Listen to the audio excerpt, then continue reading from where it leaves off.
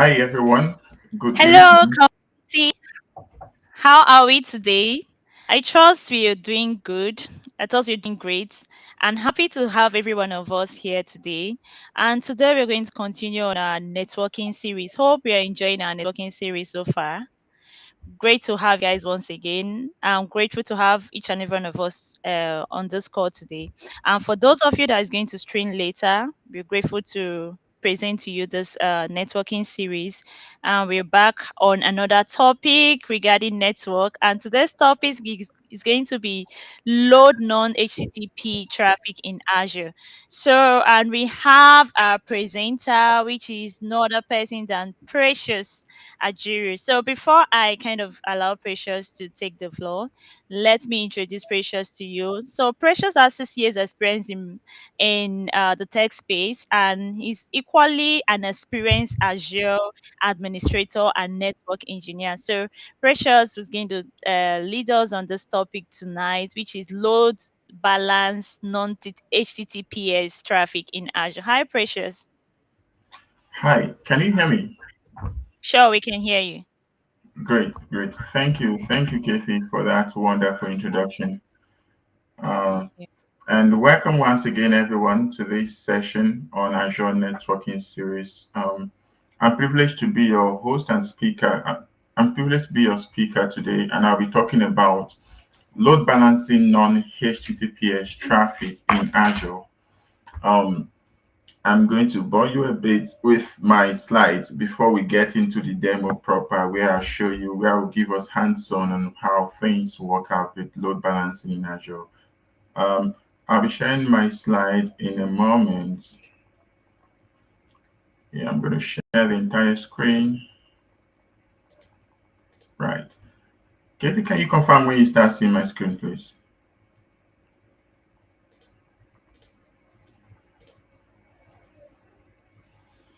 Can you see my screen? Katie, hello. Right. I want to assume you can see my screen. So today we'll be talking about load balancing non-HTTPS traffic in Azure. My name is Precious Ajuri, like Kathy rightly introduced. I'm an Azure cloud engineer with IM Property, a company based and a property technology company based in the UK. I've had over 6 years experience in the Azure space and Microsoft technologies in general. So I'm privileged to be a speaker once more. Right. First, what is load balancing in Azure? Because we're talking about load balancing HTTPS traffic in Azure. First, we need to understand what is load balancing, and then we'll talk about HTTPS and non-HTTPS traffic, and then we'll go to the business of the day, how to do it. Right. First, what is load balancing? So, load balancing is the process of distributing network traffic across multiple servers to improve performance, reliability, and availability. So, let me explain this. Um, it's more like having a smart traffic system, right? Instead of all your cars trying to go through one lane, right? Azure helps you, right, to route them evenly across several open lanes. So let's say you have a group of servers, 10 servers, right? Doing the same thing. You're hosting your application inside of these 10 servers, right?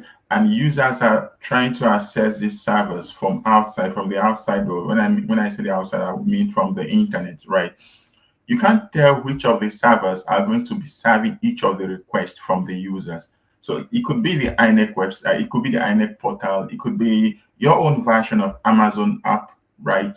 Your own version of e-commerce app like Amazon, right? How do you ensure that all your users have the same experience? How do you ensure that there's no lag in performance, in response from the users, right? When they try to buy or something from your e-commerce app or try to browse your portal, right? That is what load balancing does, right? It groups your servers. We call them backends, right? You group of servers, you put them behind the load balancer so that when user requests come in, right, the traffic manager, which is a load balancer, evenly distributes the load so that no particular server is overwhelmed. Every user gets the same experience. It prevents overloading a single server. It ensures high availability. So if one server out of the 10 servers, I'm using 10 servers as an example, it could be hundreds, it could be 50, it could be in the 50s.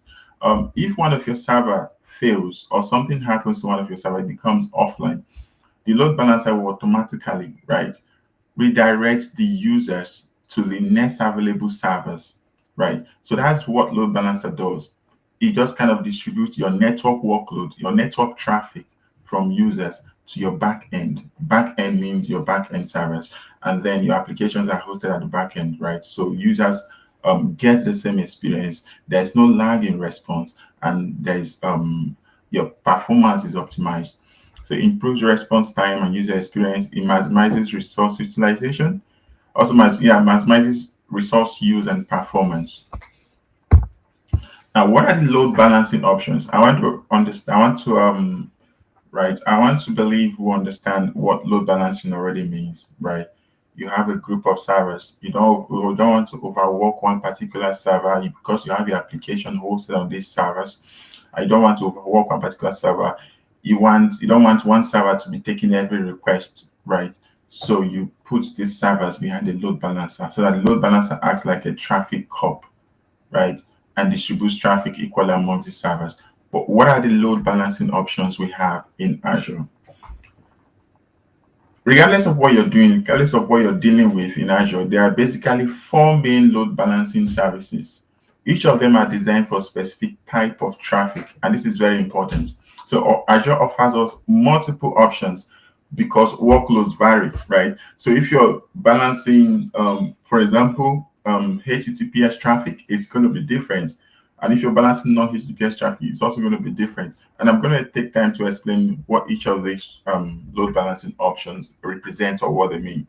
So we have the normal Azure load balancer, which we are going to be talking about today for the most part. And then we have the Azure Traffic Manager, which is the second thing we're going to be talking about today. We have Azure Application Gateway, which is another option of load, which is another load balancing option in Azure. And then we have Azure Front Door. Later on, you understand the differences between these two because basically all of these load balancing options fall into two categories. We're going to look at them later. Um, some of them are regionally bound. When I mean regionally bound, they don't have global reach, so they must be tied to a particular region, right? And some of them are best for HTTPS traffic, and why the others are best for non-HTTPS traffic. So they'll be grouped into two eventually, but we'll get into that later. Now let me talk about the layers as you're seeing there, the different load balancing options and the layers. That's the second column you see there. We have layer 4, layer 7. Basically, they're just layer 4 and layer 7. Now, layer 4 is what they call the transport layer, and the layer 7 is the application layer. Let me explain that briefly because I don't know if I will have time to. I don't know if there's any slide that speaks to that later on. So here's what the layer 4 means. The traffic comes. This layer is just responsible for delivering the traffic, the network traffic packet. It doesn't care what's inside the traffic. So look at it this way. Let's say you live somewhere in the UK and I need to deliver some parcels to you. I need to deliver some things to you, right? I go to the post office. All I need is your address and your postcode and maybe my name and address, right? And I send it to you, right? The guys at the post office are not going to open the parcel to check what's inside. It's just about delivery. Just deliver it. Just deliver the packet. That's the layer 4. It's called the transport layer, right, of the OCI model. Now, the application layer is where the actual inspection happens. So you don't just deliver the traffic, the packets, right? You have to check what's inside the packet so you know how to route it. So let's say I want to send some package to Donald Trump.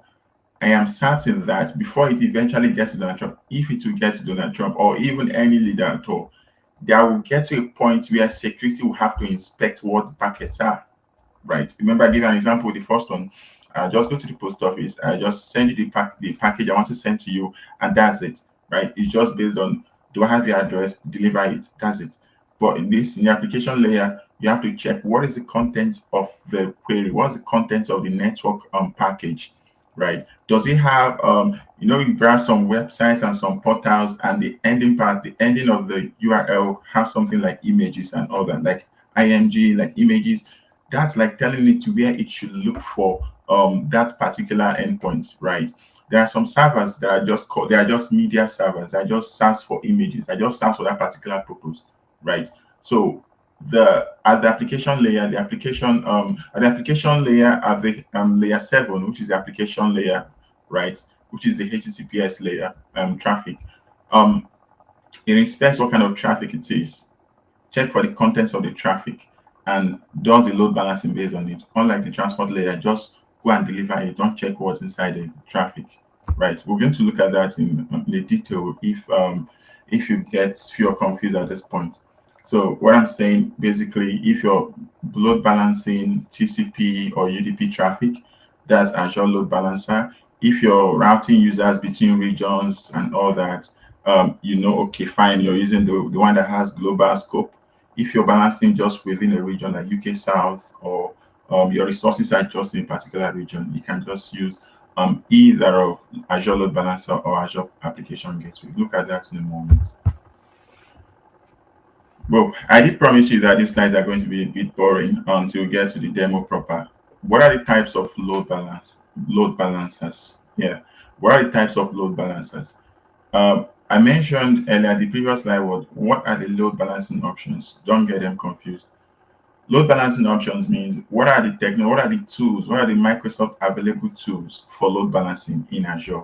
Those are the load balancing options we have. And I said we have only four of them, right? We have the application gateway, we have Azure Traffic Manager, Azure Load Balancer, and there was the Azure Front Door, right?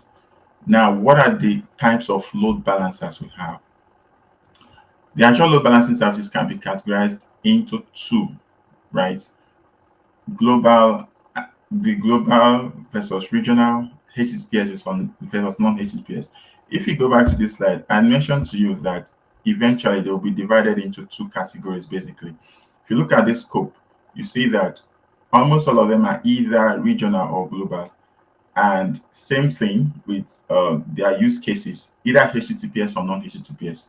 So that is what this slide is talking about in terms of the types of load balancers we have. So we can have global, a load balancer can either be global or regional, can be HTTPS or non-HTTPS. Now, no one of them is going to be both. For example, you can't have Azure load balancer going to be regional and global. No, that is just the feature of each of the load balancing options we have. Azure Load Balancer is always regional. Azure Traffic Manager is always global. Azure Application Gateway is always regional. Azure Front Door is always global. Now, let us shift our focus, or let's be more specific in our focus. Azure Today's session is about Azure Load Balancer and Azure Traffic Manager. One of them is regional, and the other is global. The reason is only two of them deal with non-HTTPS traffic. So that's why I'm focusing on them. We're not focusing on the HTTPS traffic. Right. Okay. I did mention that it can be categorized into two. Um, a load balancer can either be global or regional, depending on what load balancer it is. So regional, what does regional mean? It means it routes traffic across multiple regions, right? Traffic manager, example, our traffic manager and front door. So let me explain it this way. When it says routes traffic across multiple regions, it means your resources can be in different regions, right? Unlike in the regional, all your resources that are behind the load balancer, let's say you have a particular load balancer, right? Production load balancer, whatever name you have, and it's normal Azure load balancer. It must be in a particular region, and the resources must be in that same region, right? So it's routing traffic for all the resources that are only in that region. It can be in East US, it can be in UK South, but it doesn't route traffic for resources that are in more than one region, say UK South, UK West, East US, all together. No, all your resources must be in one region, right? So the load balancing happens regionally, whereas for the global load balancing, right, it can route traffic across different regions. So that's basically the difference. So the resources can be in different regions and it can still do the load balancing. Now, HTTP versus non-HTTPS traffic.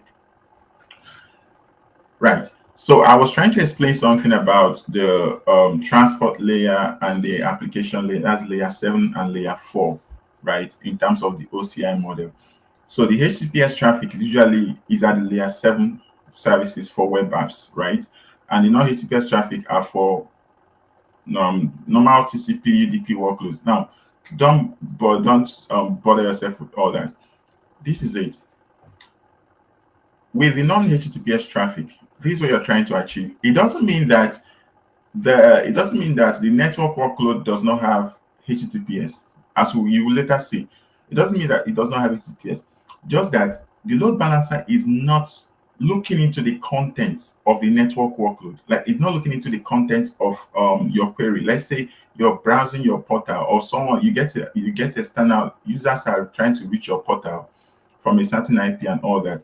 This load balancer, the non-HTTPS traffic, is not concerned about the contents of the traffic. No, it's not concerned about what particular server specifically they want to reach. No, it's not concerned about the details of the headers and the endpoints and all that. It's not.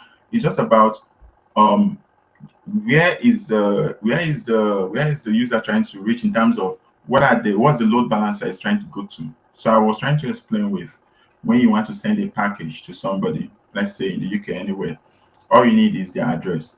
You put the address, it gets delivered, right? The post office is not overly concerned about what's inside. They're not going to be inspecting it. That is the same thing as this non-HTTPS traffic. It doesn't mean that there are no HTTPS packages inside, but the load balancer itself is not concerned about it. It's not looking into it. Doesn't have the feature to look into it, right? And that's, for example, SSL termination, right? So anything about looking into the actual queries, looking into the actual workload details, the network workload details and endpoint will happen inside of the servers. Remember, your servers are behind the load balancer. So the request comes to the load balancer, right? And from the load balancer now sends the request to any of the available servers. Based on availability, it just sends the request, and one of the servers are going to attend to the request. Now, the load balancer itself is not looking into the contents of that query. It's the server itself that will do it. And that is the server will do the SSL termination, look into the contents of the query, now respond to it based on what is inside of the application or what is inside of the request. That is non-HTTPS traffic. HTTPS traffic is when it happens. Now imagine that this whole thing happens at the load balancer. Let's say because not all external requests are the same. Not all user requests from the internet are the same. Let's say a user is trying to access an image, right, from your portal, or a user is trying to check out from a service. You bought something from your portal, is trying to check out. So the endpoint of your checkout service might be different from the normal endpoint of your normal portal or website, right? You might have a dedicated server for only images. You might have a dedicated server for only checkout, right? Now, when the user comes with that request, the load balancer is going to look at the whole endpoint, including the headers and everything. And immediately from the load balancer, it will just direct the user straight to the server that will attend to that request. Unlike the normal load balancer that takes in everything, just sends it to the servers, and the server will be the one to check, okay, what is this user looking for? Where is this user trying to go to? Do we have what this user is looking for and all that? Right. So that's the difference. The HTTPS between the HTTPS and the non-HTTPS traffic. Let me recap that. With the HTTPS traffic, the load balancer looks at the content of the network workload as it comes. As it sees the content, this happens at load balancer. As it sees the content, it now directs that user query to the actual server that will serve that content, the actual server that will serve the query. Unlike the non-HTTPS load balancer that accepts every query, it's just taking the network workload and just send it to the available whatever server is available. The actual SSL termination and looking into the content will happen inside the server. So that's just the difference between both of them. It's very subtle, but it's something to keep at the back of your mind. So when we say non-HTTPS, does not mean so you can still have HTTPS traffic coming through the normal load balancer, the normal non-HTTPS load balancer. But the load balancer is not concerned about the actual contents of the traffic. That's the point there, right? Now for this session, for this particular slide, I talked about there are two ways. There are two categories, right? The global versus regional in HTTPS and the non-HTTPS. If I go back to the previous slide, you'll notice that all of these four services, these four load balancing options fall into these two categories. So the Azure Load Balancer and the Azure Traffic Manager are used and usually non-HTTPS, whereas the Azure Traffic Manager and the front door are usually global. So Azure Load Balancer and the Application Gateway are regional, right? Now let's get into Load Balancer proper, right? That is this one, the Azure Load Balancer. Azure Load Balancer proper. What is the Azure Load Balancer? Is a layer 4 service that distributes TCP and UDP traffic across multiple VMs or instances to keep your apps resilient and responsive. So this is the foundation of Azure's non-HTTPS load balancing. It acts as a single entry point for users and automatically spreads load across backend resources. So users just hit the front end of your load balancer. The load balancer will just take in every network traffic and send it back end. It will distribute it to the servers behind the scene. The servers will now respond to the query based on the configuration and based on what purpose the app is serving. It's as simple as that. So the actual SSL termination, looking into the contents of what the user is looking for, which particular server is supposed to serve that particular request, is not the load balancer's business. Just keep it at the back of your mind. It doesn't happen at the load balancer level. That will happen inside the server. I'm trying to repeat it so you understand the difference between HTTPS and non-HTTPS traffic. So this Azure Load Balancer, that's what it does. It directs traffic to healthy VMs, healthy servers based on health probes. What does that mean? Let's say you have 10 servers. There could be times where one server is down, one server is just offline, or somebody just mistakenly deallocated the server, like stopped the server, right? Or just the server just crashed, maybe in the data center or whatever. What is going to happen? Azure Load Balancer is smart enough not to continue sending traffic to that particular server. It's going to be that, and it does that because of this nice guy here called health probes. So at a particular time, it will always check on each of the servers. Oh, are you well? Are you okay? Are you okay? And then with time, if you realize it's based on the settings you put in after a particular time, maybe it's set to check in after every 5 seconds, and if there are continuous failures of three times, so 5 seconds it checks, after 5 seconds again it checks, after 5 seconds again it checks, and those 3 times it failed, it will just assume that that server is dead, is useless, right? And then it not routes traffic to that server again. So that's what it means by direct traffic to healthy VMs based on health probes. It supports inbound and outbound connections. Of course, everything I've been talking about here is about inbound connections. Let's say users are trying to reach your applications, right? And then all of that is inbound, but it can also support outbound connections. So you have 10 servers, again, 10 servers behind your load balancer. If they want to reach the outside world, if they want to browse things, if they want to make connections to the outside world through the internet and all that, they're all going to use one IP address, and that is the IP address of the load balancer. That's what we mean by outbound connection. So all the 10 VM, normally, if they are not inside the load balancer, they are going to use their own public IP address when reaching the outside world. But because it supports outbound connection, right, using network address translation, all of them are going to use the front end IP address of the load balancer. It operates at an ultra low latency, so it's very fast. Doesn't take long at all. Works within availability zones for redundancy. Right. Let's continue with the boring slides before we get to the demo. What are the types of Azure Load Balancer? Basically, I'll be focusing on two because for the most part, you'll be dealing on two, which is the public load balancer and internal load balancer. You also have what we call the gateway load balancer. This is usually used for what do you call it, for network virtual appliances, right? For firewalls, inspections, and all that. It's basically for security of like firewall and security. But in terms of routing traffic, actual routing traffic from your users and even internal users, it will be the public load balancer and internal load balancer. And what is the difference between the public load balancer and the internal load balancer? The public load balancer is internet facing with public IP. So users, external users outside of your company, let's say you have an e-commerce shop again, or you have a portal for some purpose, could be the INEC portal, right?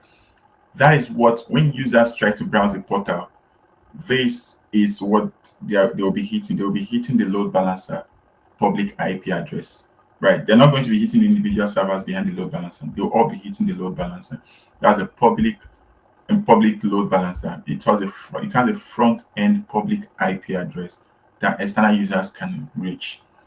What about the internal load balancer? This is when you don't want your load balancer to be internet facing. You don't want it to be accessed externally from the outside world.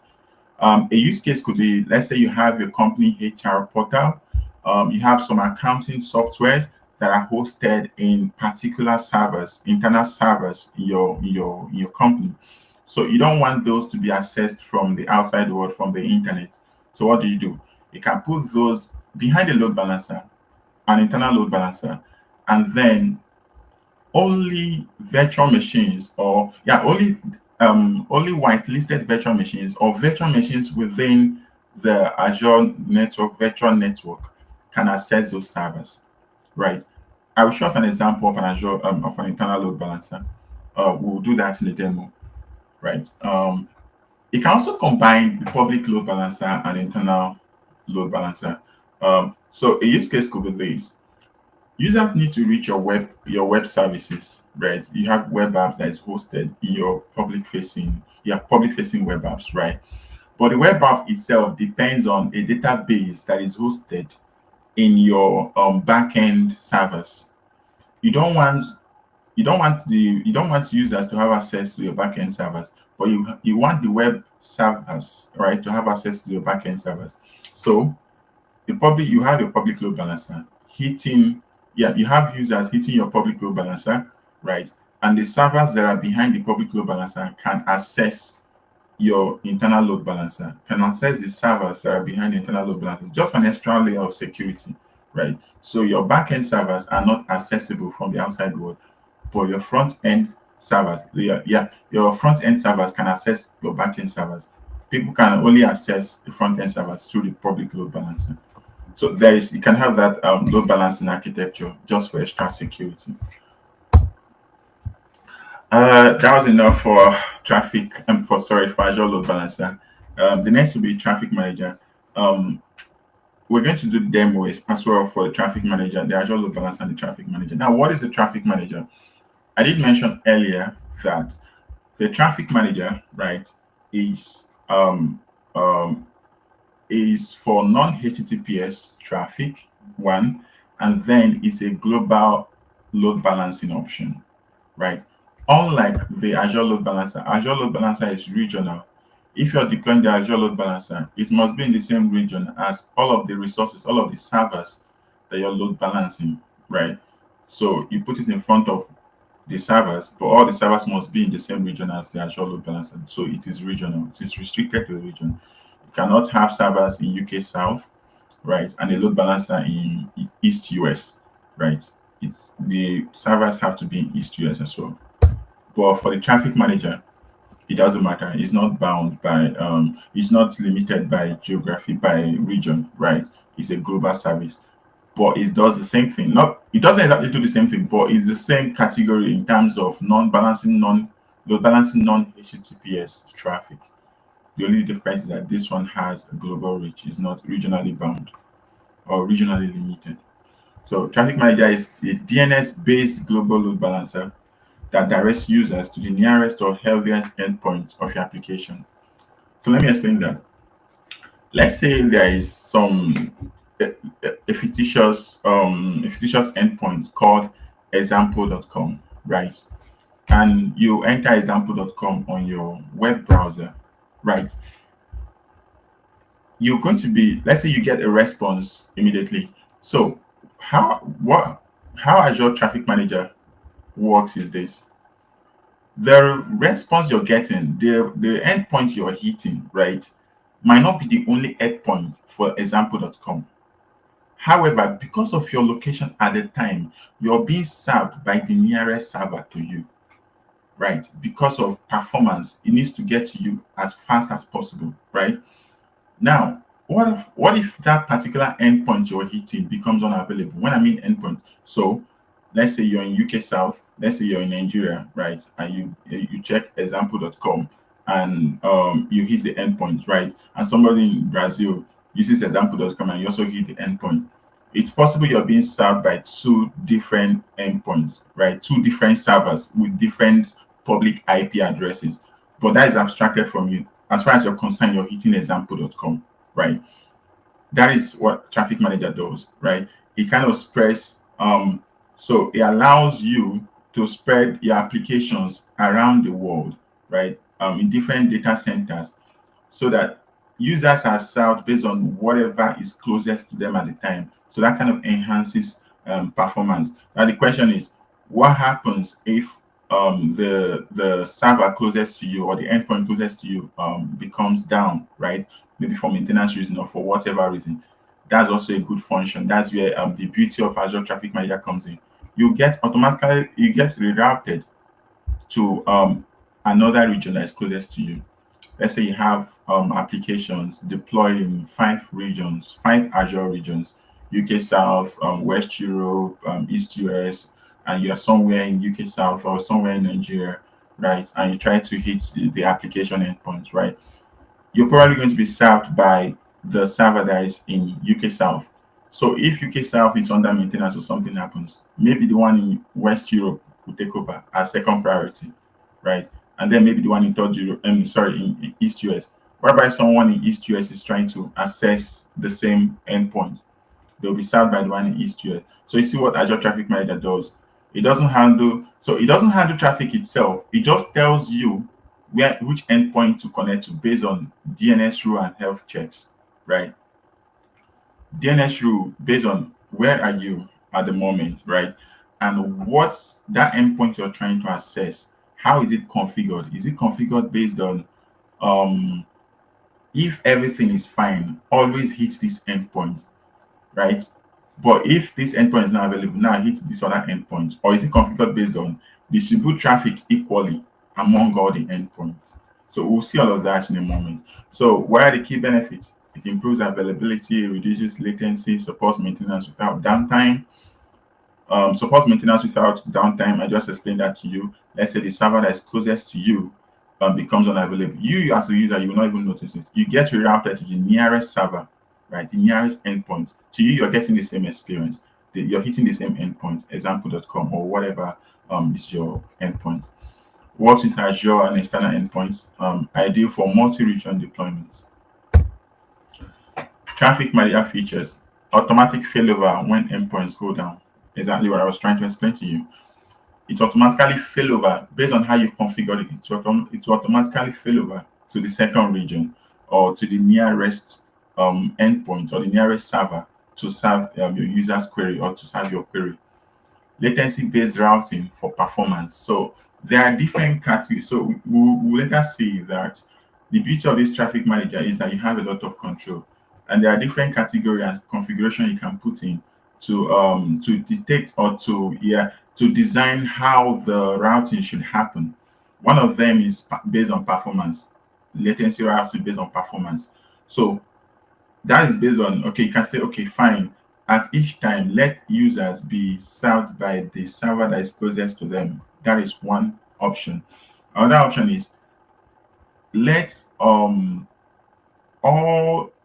queries or all the network workload or all every request from the internet be hitting this particular server first. If this server as a primary server has a problem, let them hit this other server that is in East US. If that one has a problem, let them hit this other server, right? That is another option. Another option could be based on geography, based on local regulation. They say, okay, maybe people in the UK should not go beyond Europe, people in Nigeria should not go beyond Africa, people in US should not go beyond North America. Based on that, now you can say, okay, you cannot design servers in these specific regions, right? Geographical regions, so that people in those regions are served by that server. So even if that server the problem with that is even if that server is down, they will not be routed to another region.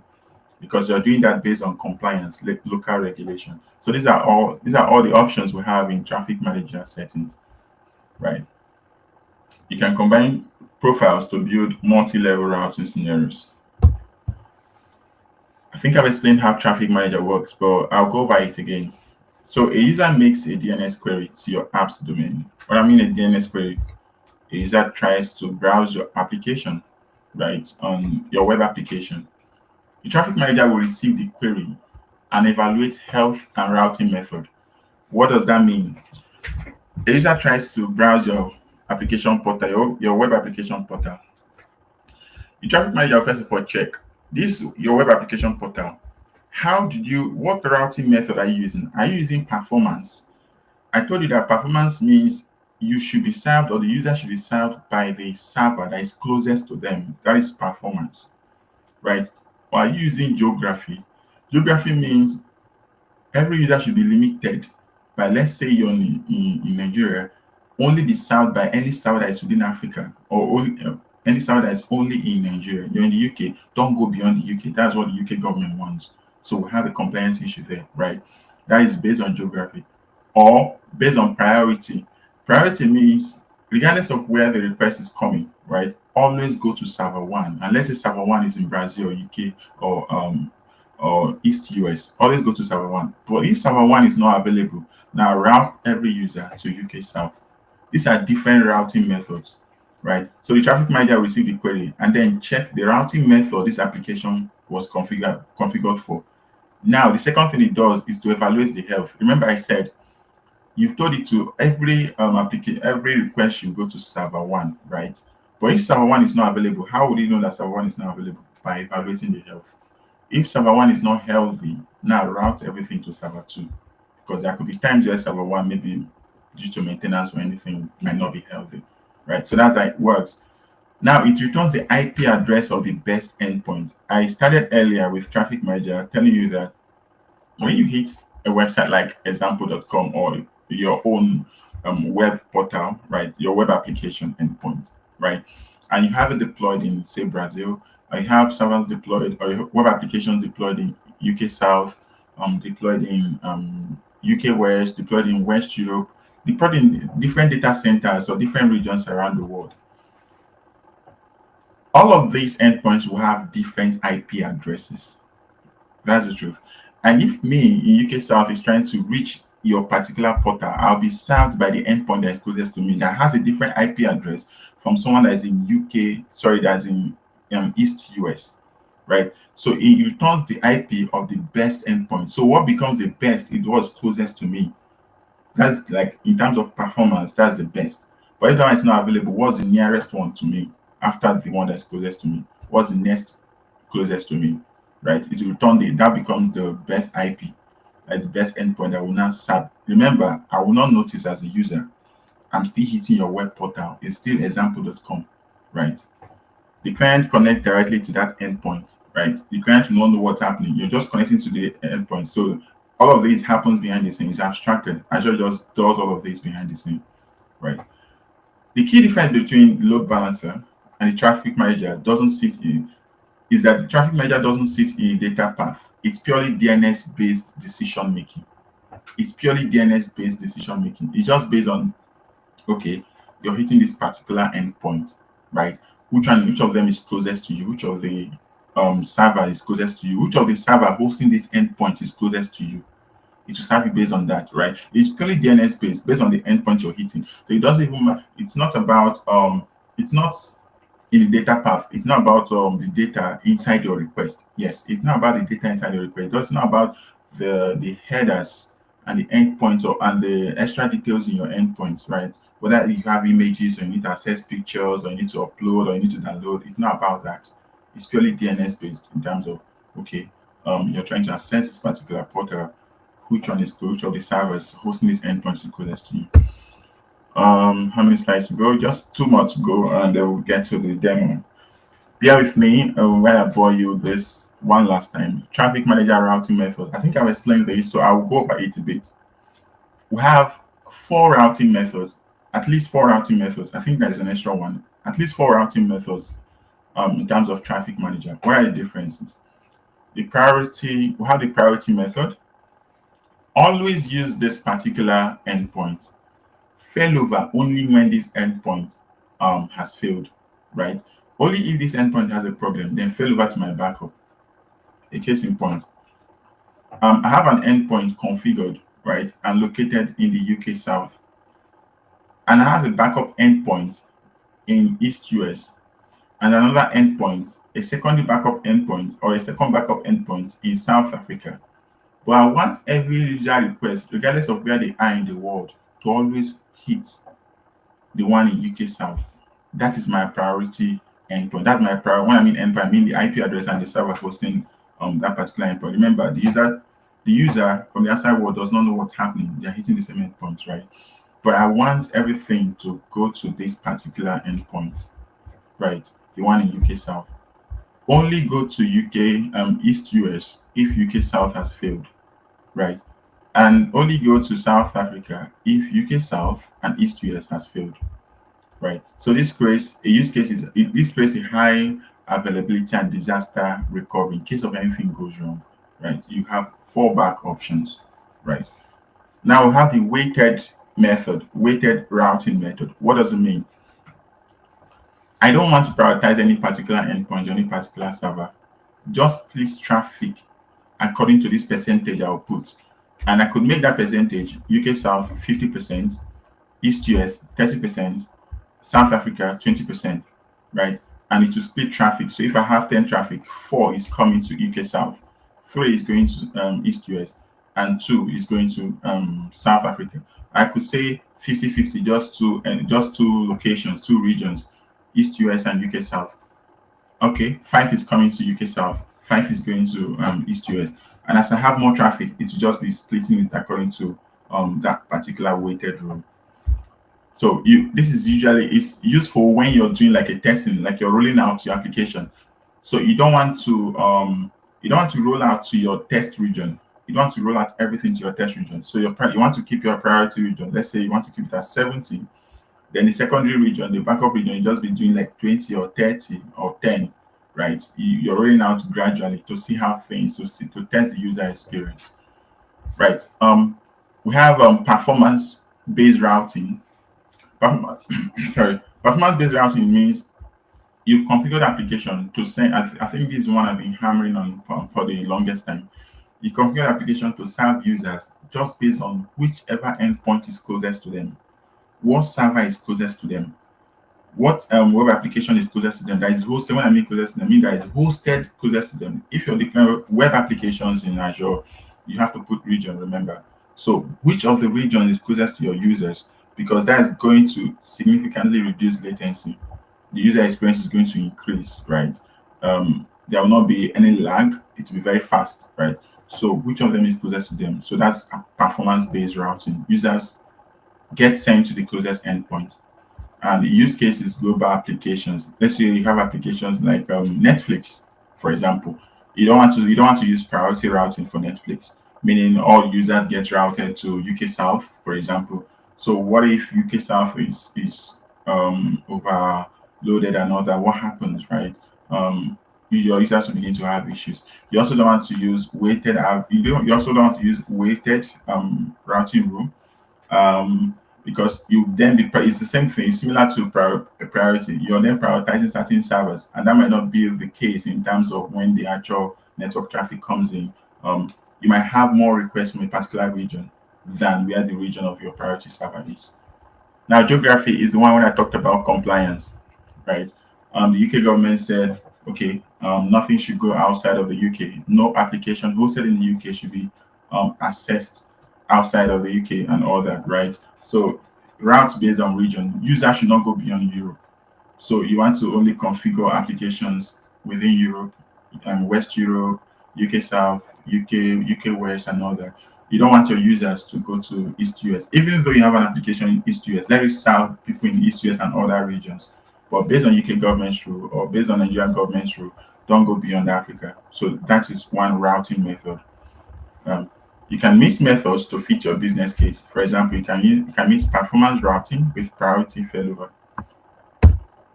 Right, this is the last slide, and then we'll get into the demo. I hope we have time for that. load balancer plus traffic manager together. Yeah, you can use both of them. Remember I said earlier, traffic manager is global. Obviously, from all of the use cases, you can tell it's global, right? Um, Especially for this performance, for the performance method of routing. It can route users to the best region. And Azure Load Balancer is regional, it's bound to a particular region. So all of your resources, your apps have to be in that region you deploy the Azure Load Balancer. So it distributes traffic within that region only, within the resources in that region. I mean, when I say that region, it's with respect to the resources, your applications, and your servers in that region. Right. Let's get into the demo. First thing is, let us deploy an Azure Load Balancer. Let's deploy, configure, and test an Azure Load Balancer before we talk about Traffic Manager. Can we still hear me? Catherine, can you hear me? I want to believe we can still hear me. Let me see. Is Catherine saying anything? Right. Let's talk about Azure Load Balance now. How do you do it? Remember, I said, but before I do that, on the side, let me quickly create virtual machines because so you're going to be hosting applications in a virtual machine, or it could be web apps, but let's in this case, you're hosting applications in a virtual machine, in a server, right? So I'm going to create a couple of servers, just two servers. I call this prod VM1, production virtual machine 1. I'm going to put it in UK South. Um, I'm going to put availability zone 1. Let me use 2002 demo.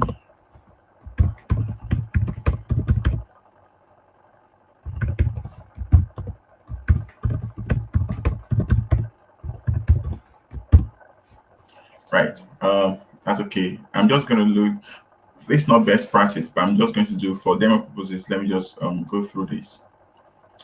For the networking, right, I'm going to create a new virtual network. I'm going to call that demo VNets. Demo VNets.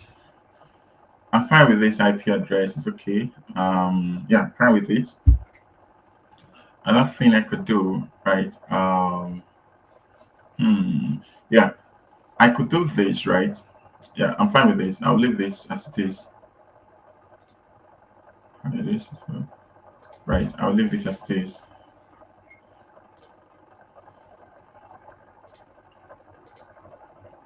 Normally, I'll install Azure the anti-malware extension, but again, I'll leave it as it is. I'll clean up these resources after now anyway.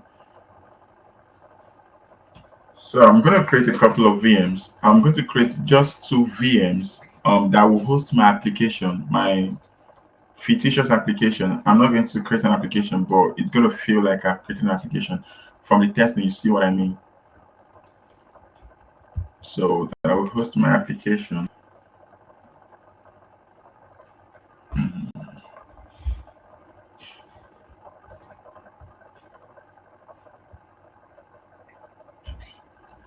While I wait for that, I'm just going to create another VM so I don't wait for doesn't waste my time. Right.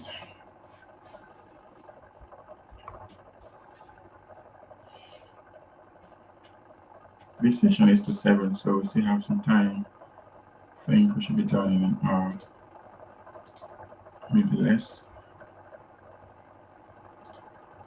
Same thing. I'm just going to call this prod BM2 just so we can differentiate. Same region, I'm going to put it in zone 2, just one zone.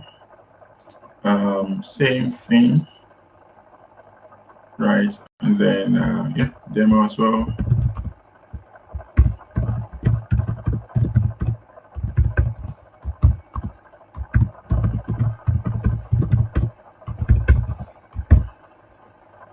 Right, there you go. Everything stays the same.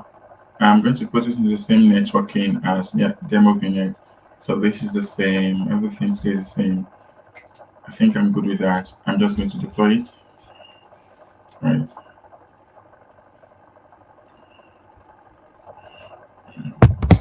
Mhm.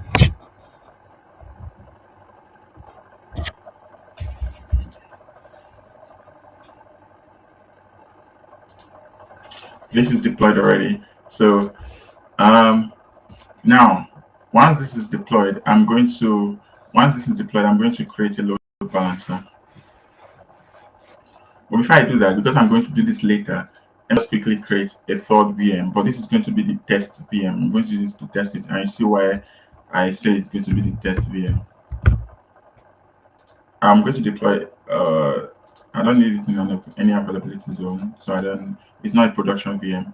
I don't need it in any availability zone. I'm fine with that. Still same thing as demo.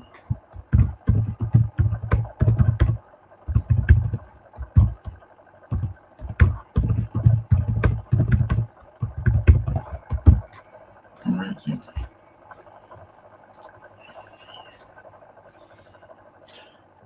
No, I want it to be. Oh, wait, hold on. I want it to be in the same. Yeah, this should be in the same. I want it to be in the same. Is there any reason why it shouldn't be? Right. I want it to be in the same virtual network actually. So I need to find out why.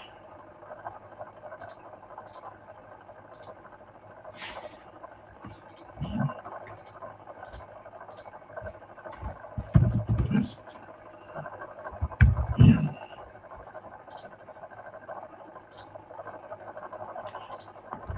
Could it be right? Let me see.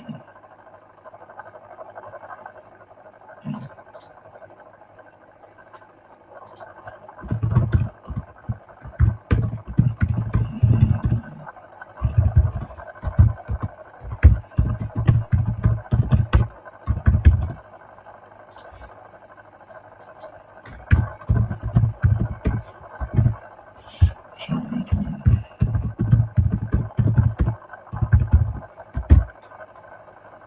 Okay, that is okay.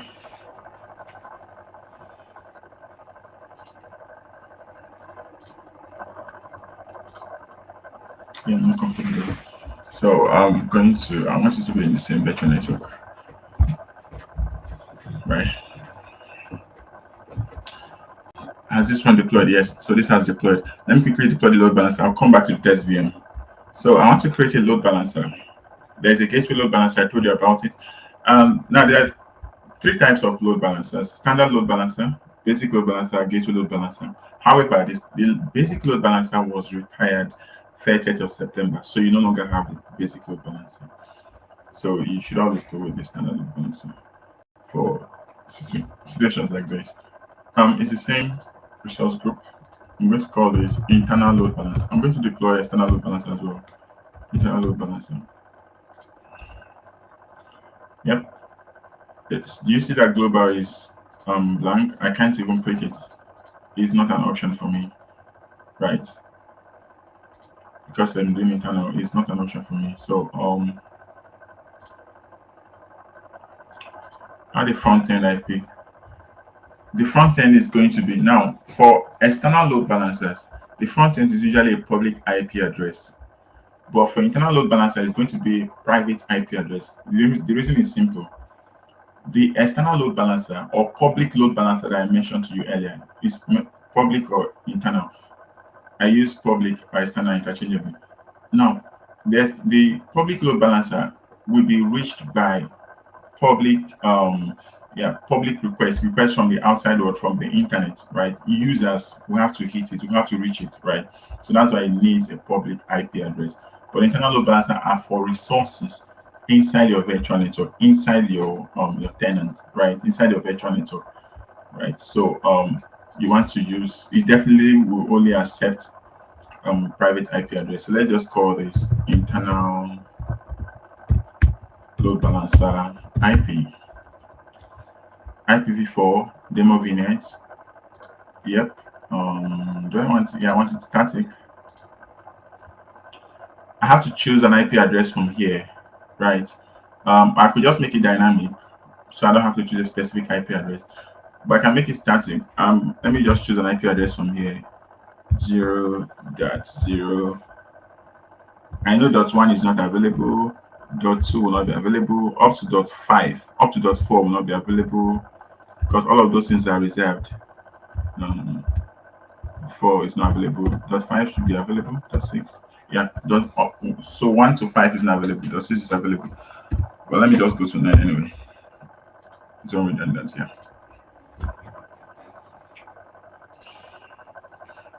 Add a backend pool. Now, here is the thing. What does this mean? This means backend pool means your backend servers.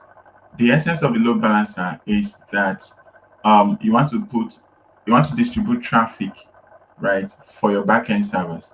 So you have to add the backend resources. What are the virtual machines that you want to add inside the load balancer, right?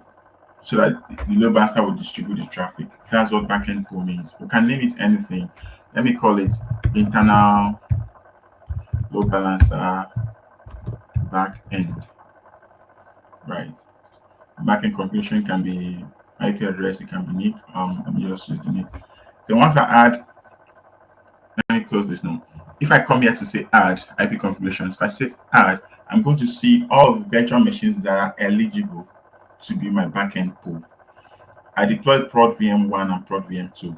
I'm now going to add them as backend pool. By the time I add them to backend pool, any requests will not come directly to these servers anymore. They will come to the load balancer, and the load balancer is going to balance the traffic that is coming to which of the servers are available and which of them are not overworked at the time. So you can't have one server taking up to 100% of all of the workload. No, the load balancer is going to distribute it. If I have 3 servers here of 10 servers, I can decide to use only 2 or only 3. However I want it, however I've configured my application, I just have that control, right? I'm going to choose 2 of them for demo purposes. These are now my backend pool. The next thing I need to do is inbound rules. This is very important. What is the inbound rule, right? I'm going to call it internal inbound, right? I don't have the best of names, pardon me. I'm just going to call it internal inbound. What's going to be the front end IP address? Yep. Now, do you see that I don't have any option to choose any other thing? It's IPv friendly. Do you see I don't have any option to choose any other thing?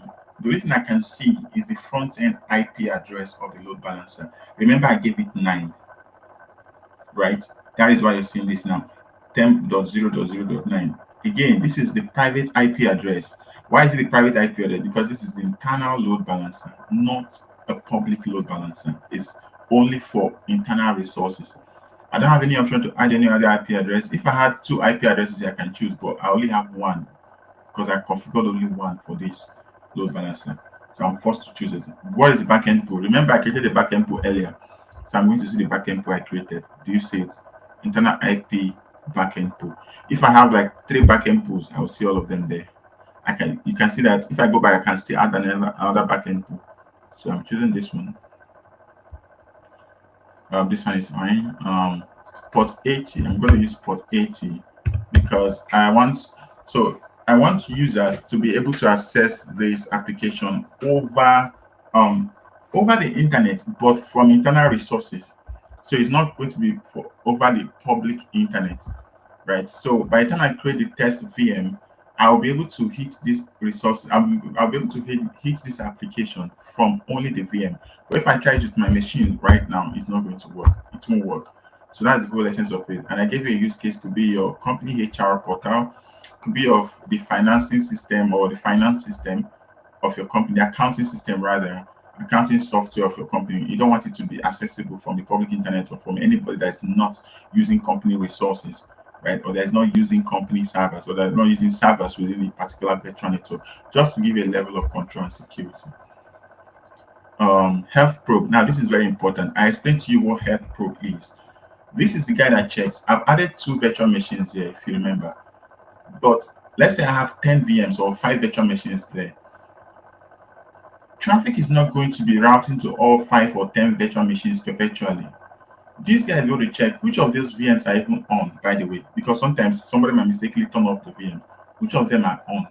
Which of them are healthy, right? If anyone does not respond very well or fails, right, it's not going to route traffic to it. It's just going to continue with the guys that are healthy, with the servers that are healthy. So this health probe is very important for your load balancing, right? So I'm going to create a health probe now, and you see how it works. Right. If I call it anything, health probe, I can call it demo health probe. Demo health probe. Yeah, I can leave it this way as it is. Port 80. Yeah, health probe will have port 80 interval seconds. Always check every 5 seconds. That's what it means. I can put it every 4 seconds. Every 5 seconds, check again. Every 5 seconds, check again. Right. Um, idle timeout, 4 minutes. Yeah, it's fine. Session persistence. I'm going to leave it at no because of the demo I want to do. So the reason I'm leaving it at no, if I put session persistence, what this means is this. Do you notice that sometimes when you browse certain portals, they get cached to your phone or to your laptop, right? So each time you just go to the portal, it opens up very fast, right? And let's say yeah, it opens up very fast. The reason is that particular portal is cached, and because of the IP address you're using or some configuration for the portal or the application running the portal, right? Your IP address gets routed to the same server each time. That is session persistence, right? So as long as you keep going to that particular portal, you get served by that same particular server. It can be beneficial, it can be good for user experience in terms of latency. Is usually very fast. You don't have to re-enter your details every now and then. Sometimes you're filling an application and it times out, right? Or you mistakenly close the page, and when you go back, you see that some things are still there because you're being served by the same server, not another server. So session persistence means persist the session, this user connection, always persist it. You can if I say yes, or yeah, if I put yes or put any other thing apart from none, it's going to prompt me for other details, right? I'm going to put no because of the testing I want to do. I don't want it to persist the session. I'll save this. For the outbound rules, that's not necessary in our case. So I'm going to leave it as it is. I think I'm good and I'm fine. This fine now.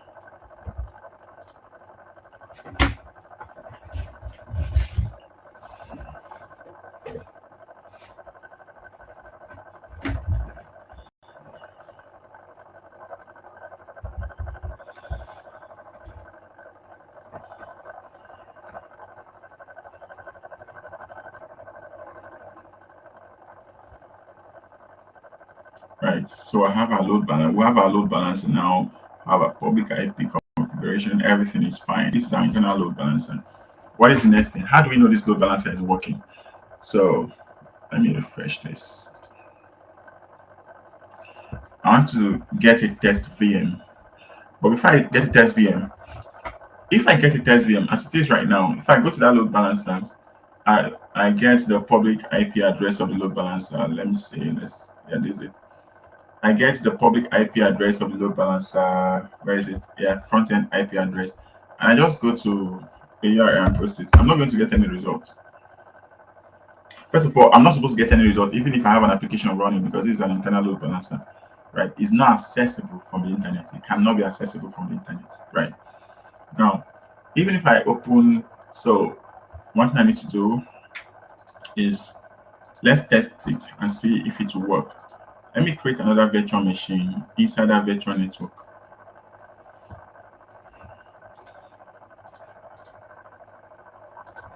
Test VM. I need this test VM to work. Test VM to work. I don't want redundancy. I don't need any redundancy for that. I want this. Just go to demo.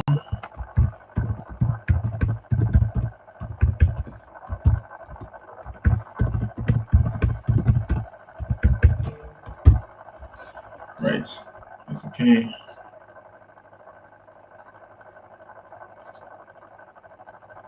Good. So it's now in the same virtual network as my load balancer and the V and the other VMs. So now I'm going to go right away and deploy this. I think I'm all good now. I'm going to deploy this. I'm not going to put this VM in the load balancer. I'm guessing you know why already. I just want to use this VM to see if I can reach my application. Let's imagine that this application right now is the HR portal, is our accounting software that is hosted in those servers in Prod VM1 and Prod VM2. I don't want it to be accessible from outside, but I want our internal systems to be able to access that application. So that's what I'm trying to test now. That's what I'm doing now. I've deployed this VM in the same virtual network because normally everything hosted in the same virtual network, unless you create the restriction, everything hosted in the same virtual network, there should be lateral access.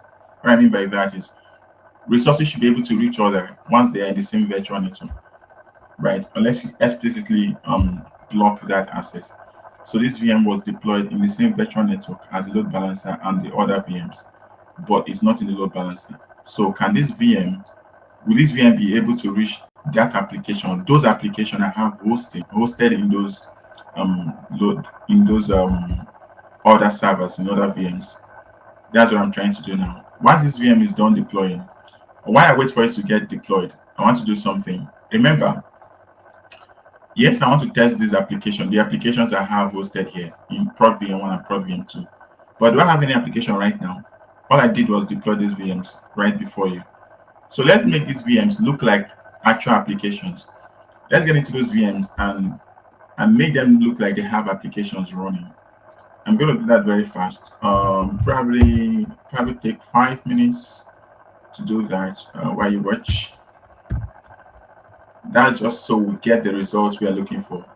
Or rather, before I do that, let me wait for this VM to so you appreciate why I want to do that. So there's a test VM. It's deployed in the VNet. You can see in the same VNet as the other resources, the load balancer and the other VMs.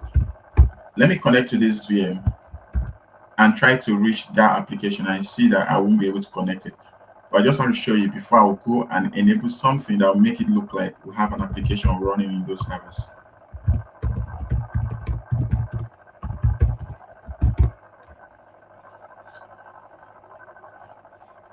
So I'm now in the test VM. Now, let me go and remember what I need to do. I don't need to reach those servers directly. I need to reach the load balancer that is hosting those servers, the load balancer in front of those servers. So let me pick this IP address of the load balancer. I'll go back to my VM, the test VM.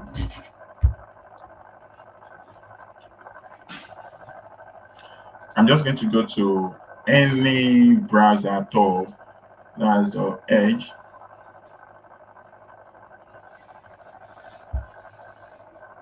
Right. I'll use Edge to see if I can reach my application. Again, let's imagine I have some application running in those servers. I'm just going to paste the IP address. I bet I won't see anything. I won't get anything. I'll be wasting my time because there is no application running in those servers. So yeah, I don't expect to see anything. So while I wait for this to finish downloading and give us the error. Okay, I think it has already. Yeah, so I don't expect to reach anything. I can't reach anything. So let's make it a bit different right now. Let's make these servers look that they have an actual application. They have HR applications running. So I'm going to go into each of these servers. I'll get into each of these servers. Remember, I deployed these servers here, so it's not like I configured them before now.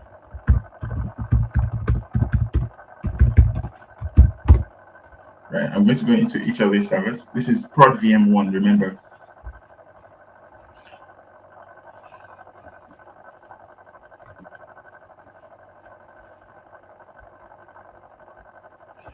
For me to deploy an application in prod VM1, there is one thing I must do.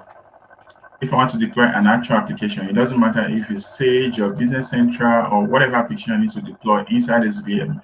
It could be my e-commerce application or whatever. The first thing I must do, one thing I must do is I have to add the IIS feature, the web IIS feature. So let me go over that. I'll come to manage, add roles and features. right? Click next until I come to this web IIS feature. I'm going to enable it, right?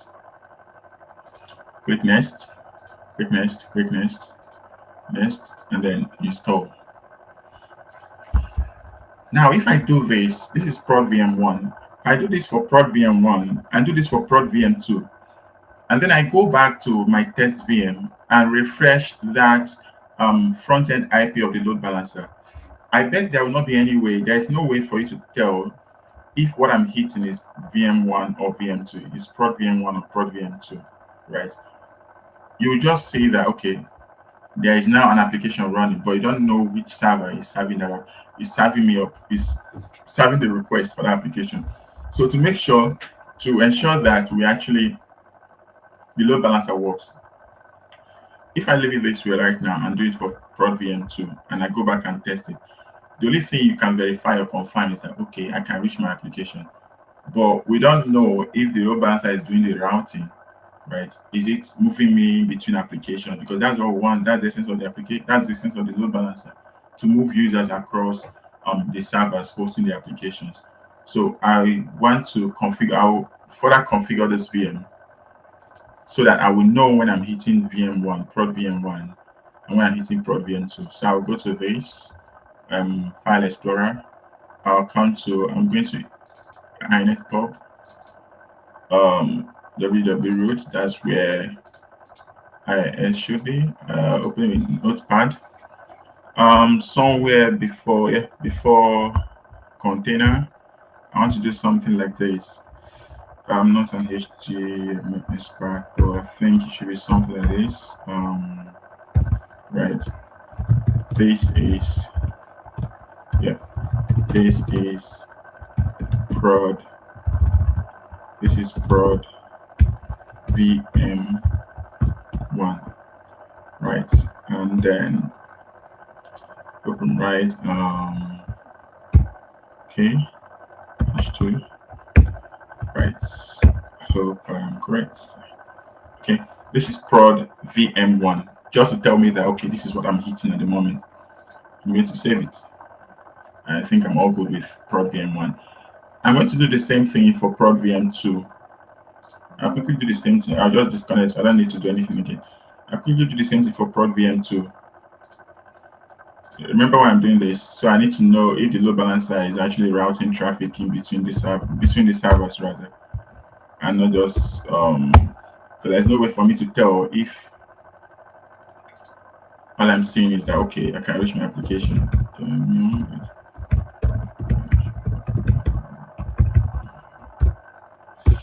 Right, oh, that was wrong.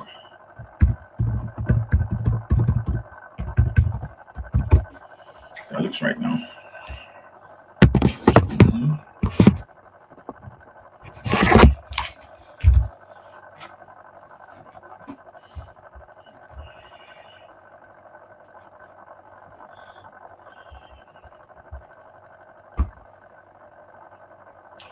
So I'm doing the same thing for prod VM2. I want to make this server. We are pretending like we are hosting our actual application in this server. So, and I mentioned earlier, for any application, to run any application on any server, you need to enable the web IIS feature. I'm going to enable it. Web server IIS, add a feature.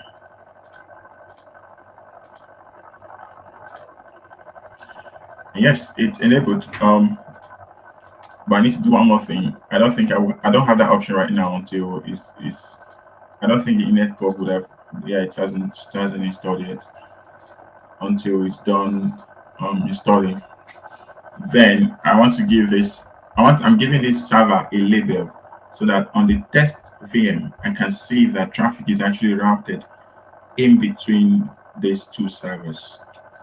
So what I'm doing now is just to give it, I'm installing IIS so that the server will pretend to host an actual application, and then I'll give it a label, prod VM2, like I did for prod VM1. We're almost there. The good thing is for traffic manager, we should be done with traffic manager in maybe less than 30 minutes. So if you can be done with this in the next 10 minutes, I think we're in a good position.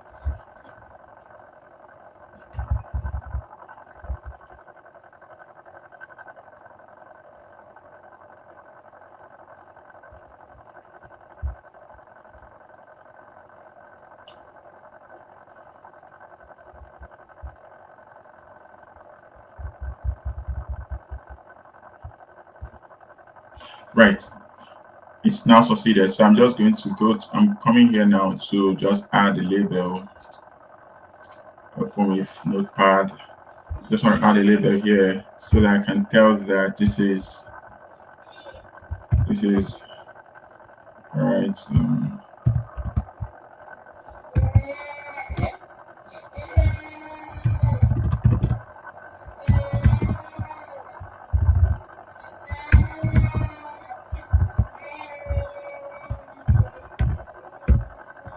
VM2.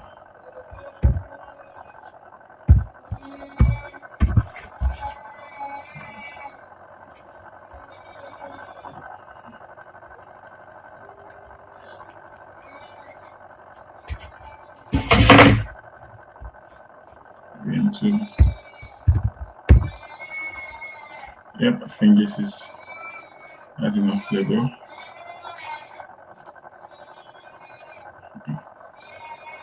Yep, I think we're good with that now. I'm going to close this and then we can go back to test VM.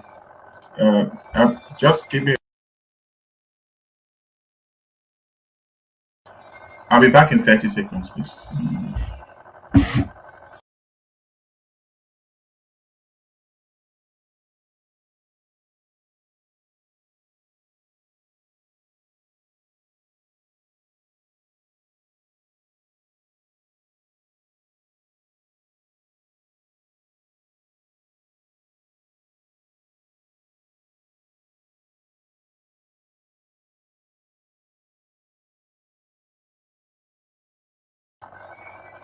Yep, sorry about that. I'm back now.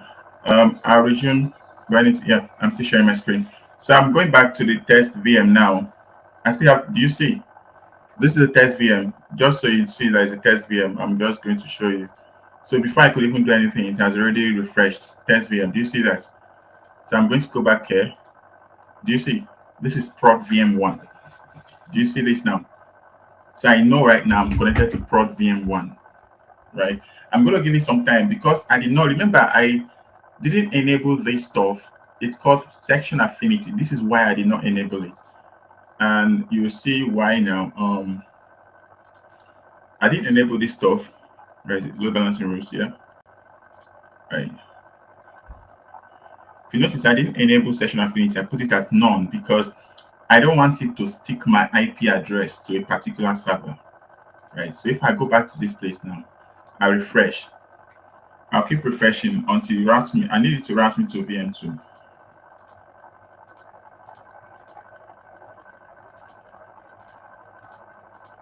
If it doesn't route me to VM2, I'm going to force it. And how I'm going to force it is I'm going to go and stop VM1 so that VM1 is not available. But let me just keep faith first.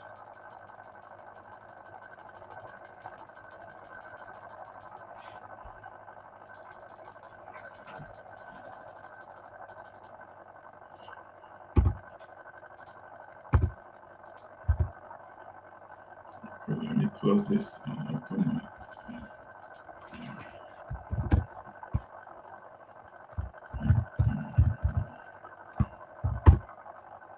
Nope.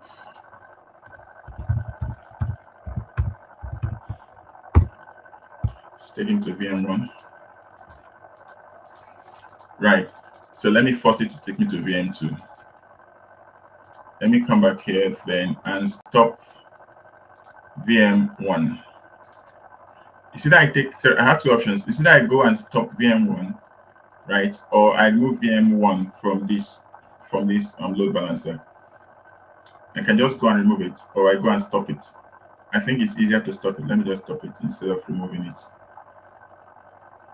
Let me stop instead of removing it. VM1. Let me remove. Sorry, let me remove instead of stopping it, so I can quickly add it later.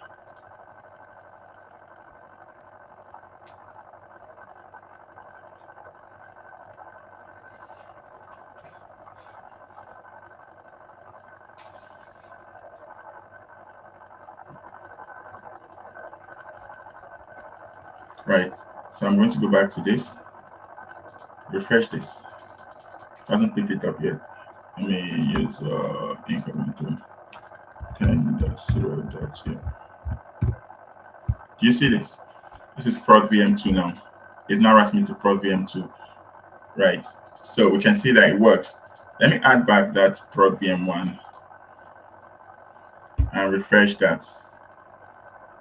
No, I don't want to use test VM. I have the option to add test VM because test VM is in the same virtual network and region. So it's an option, but I don't want to add test VM. So like this now, I already know that as it is, I can. This is what you're looking at right now is the company's HR portal. Is your company accounting system. Is that particular internal application that your company does not want users from outside to be able to access, right? You're now able to access it using the load balancer, right? And you could have up to 10 servers or 100 servers serving for this particular application. Let's say it's a global company, right? It's the same experience. So this is for internal load balancer. Let me close this and then go to this and see if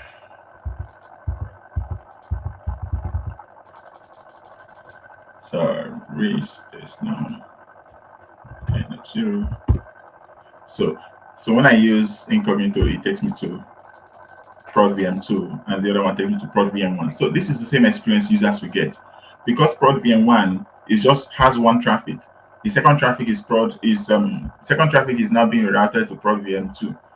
This is an actual experience for users so that one particular server is not overwhelmed or overloaded, right? So that's for internal load balancer. If you have any question, we'll take it later. So I'm just going to quickly end this. Sorry, I think let me not close this, or maybe I should close it. Yeah. Do I need this again? Right. Let me leave this as it is, and then I'm going to get rid of everything, including the load balancer, and let's deploy a public-facing load balancer. Let me get rid of the load balancer, but I'm going to leave the servers because I will use the servers again for the public-facing load balancer, and then we'll go to traffic manager. Remember, I said we have public load balancer and internal load balancer. Everything we've done now is for the internal load balancer. You are able to access your company's application, company's proprietary application internally. So that application is not even accessible from the outside. If you see this now, 0.0.0.9, I can't reach it. Right. There's no way I can reach it. It's not accessible from the outside. I've tried it before. But it's accessible from only that particular test VM. That's the work of an internal load balancer. So you can have a configuration. I'm just waiting for this deletion to complete. Oh, have I deleted it already? Yes, it's done already. So you can have an application, right? So let me deploy another load balancer. Let me see if I still have anything here. I bet I don't. Right. Do I have anything here? I won't have anything. It's not going to bring anything. It's going to drop errors. So this is now for internal load balancer. Let's public load balancer. Public load balancer demo. Let's put it UK South public. I'll leave it like that. IP configuration. Yeah, I'm gonna add. It must be a public IP this time. Front end IP. It must be a public IP. So I have a couple of public IPs, but they're already associated to VMs, right? So I can't use them. That's why I say cannot be associated with this load balancer. None appears on that can be associated. So I have to create a new one.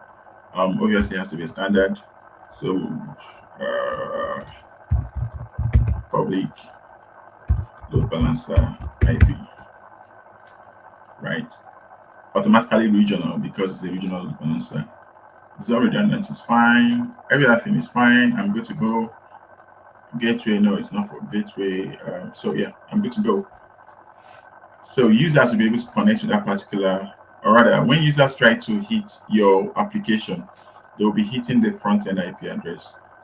Now, the same thing we did for the internal load balancer, we have to put the back end pools. Call it any name. Front end pool. Call it front end pool. This virtual network, and then every server inside the virtual network. I think this time we can do all of the servers, right? Or let me just do two servers because I didn't put a label on the third server, on the test server. So this is it. Next thing is inbound rules. What is it about? You have to add a load balancing rule, right? Um, call it rule one. I don't have any option for, so I could have multiple front-end IP addresses, but right now I have only one. After deploying this server, you will see that I can add more and more front-end IP addresses. Right now I have only one. Front-end pool, I only have one front-end pool configured. Right. Ports 443, I think, yeah, port 443, port 443. I could use port 80 as well. But for now, imagine this is your portal, your company portal, right? Or your e-commerce your e-commerce application. So let me look for port 443. Let me create health probe. Just anything, probe one. Right, 443, interval of 5 seconds. I already explained what health probe is. This time around, let me use session persistence. Successive requests from the same clients may be handled by any virtual machine. Successive requests from the same client's IP address will be handled by the same virtual machine. Successive requests from the same client IP address and protocol will be handled by the same virtual machine. So I'll go with the third one. Right. So long as it's from the same client's IP address and it's 443, it should be handled by the same virtual machine, by the same server, so that the user will get a very fast experience instead of being timed out, instead of being taken to every server each time the user makes a connection. That's not what you want, right? That's me done actually. The inbound boundary is not exactly necessary right now because we don't need that. So we'll talk about inbound natural later. I'll show you how to do that. So with the inbound natural, remember, do you notice how I've been connecting to these servers? All of these virtual machines, the test VM1, the prod VM1, and all of those things, right? With the inbound natural, I can actually configure a rule here so that I will RODP into the servers without their actual IP addresses, but the IP address of the front of the load balancer. That's a different thing. I'll come to that much later. So the inbound natural is basically if you want the servers to be able to reach outside world, to reach the internet, how should it behave? Right now, I want them to continue to use, instead of using the IP address of the load balancer, they should use their respective IP address. So I don't need to configure anything for that right now. But it's an option for you. You can just configure it. If you want it to use the same front IP address, or maybe we should actually, yeah, maybe we should actually do that. Yeah, let's leave it. But you can just put the name. It will use the same front-end IP address to browse anything. So any internet you're browsing, anything, any portal you're accessing, is the IP address of the load balancer that will be showing from the server. Right? You choose the particular backend pool. You allocate a port, right, and choose the outbound port as well. But I'm not going to do that for now. I think we're done. I'm just going to create this.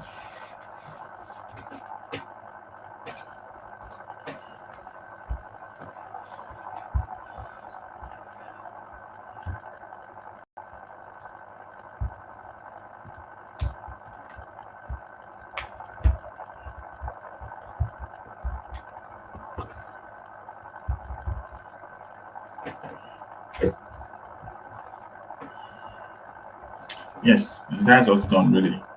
Um, yeah. So if users try to reach your application or browser portal, they will hit this front end IP address. But behind this front end IP address are all your servers that are hosting your applications. Let's see if base returns anything.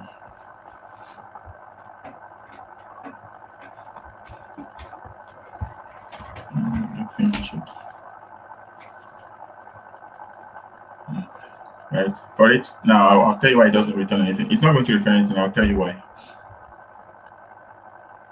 Right. Let's always time on that. So the reason why it's not returning anything is if it comes to this networking, you notice that I only have one rule in my networking, that's RDP rule. for it to be able to be reachable, even on the load balancer, on each of the source should be or any, destination should be any. Let me just destination any HTTPS. Yep, I need to enable HTTPS traffic into the VMs. HTTPS, HTTPS.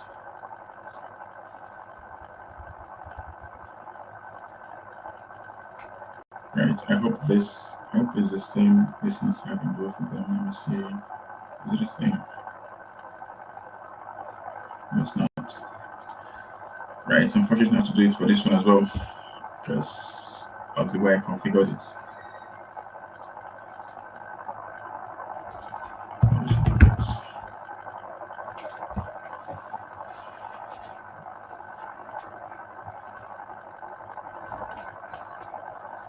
Right. That is fine. That is fine.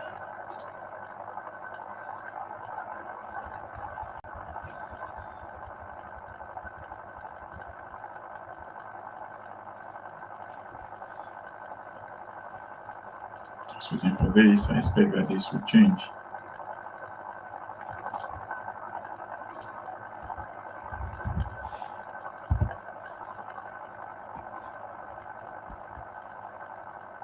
Yeah, continue to site.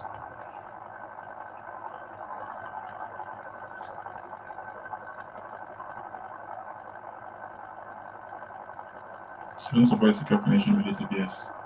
What have I done? And then what have I done in the, let me see.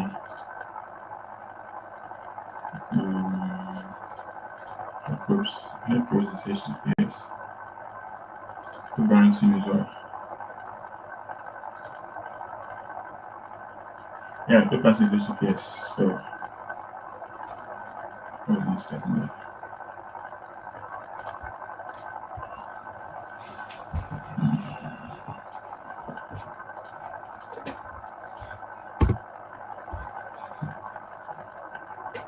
Okay, I think, right, maybe because I don't have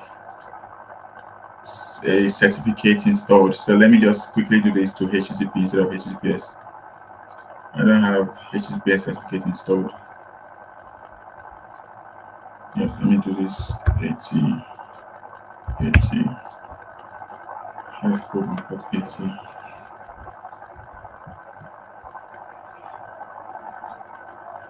Because for HTTPS, you need to show certificate from a certificate authority, and I don't have that installed in the server. Right.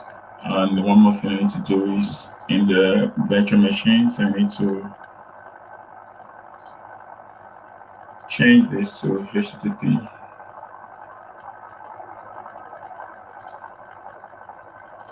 Yep.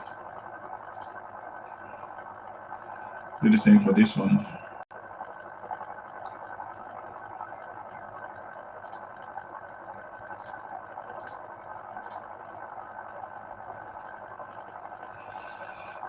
Yep. Believe that should fix it now. Let's try again. Yeah, there you go. I fixed it. So this is prod VM2. I got directed to prod VM2. I go to prod VM. Do this. I'm still going to be getting. I expect I will get prod VM. No, I should. I expect I should get exactly. I should get prod VM2 again. And the reason is simple. I explained to you. And now I am using section persistence in the load balancing rule. I use session persistence. So long as it's from the same from the same IP address, which is my machine, and the same protocol, which is 80, always take me to the same server. Now let me check with, and that's why I did not do this particular VM. Let me check my test VM. I'm inside my test VM now. Let me see where it takes me to. It should take me to VM1 because VM2 is already busy. But let's see. Exactly. So it takes me to prod VM1 because VM2 has traffic already.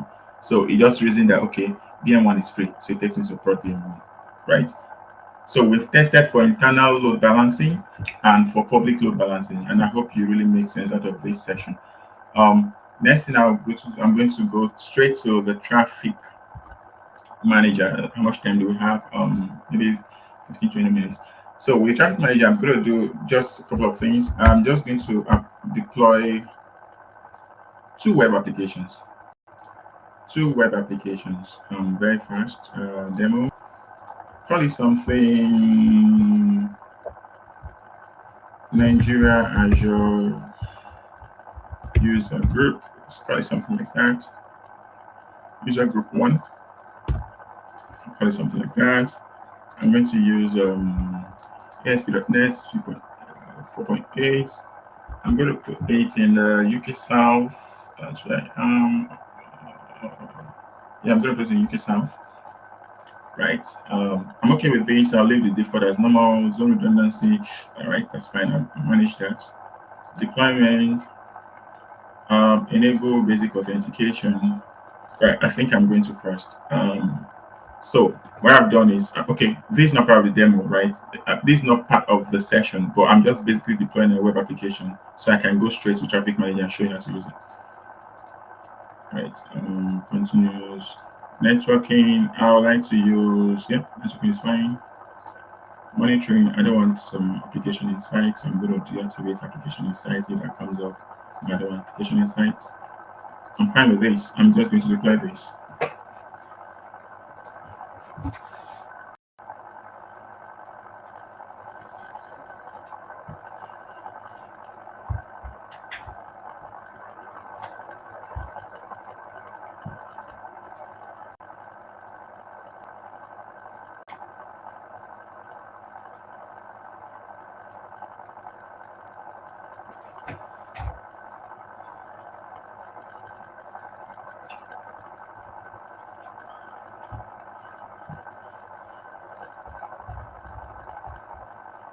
While I wait for that, I'm just going to deploy the second web app.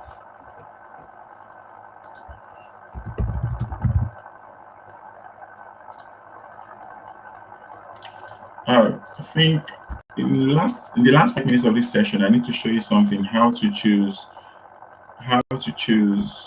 Azure, how to choose a load balancer if you're confused which one to use.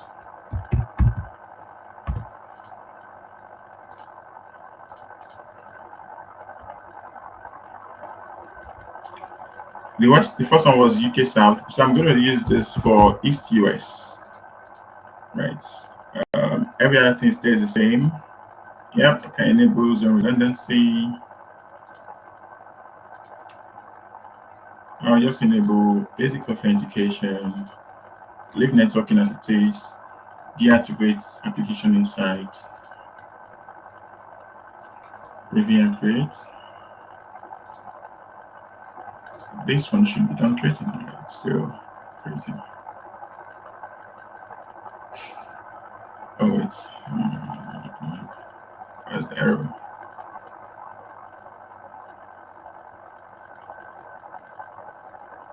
Right. Maybe there's a mistake there. Has this deployed now? Right. So I'll do this again.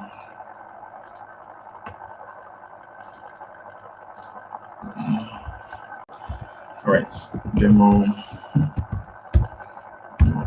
3 and 2. 2.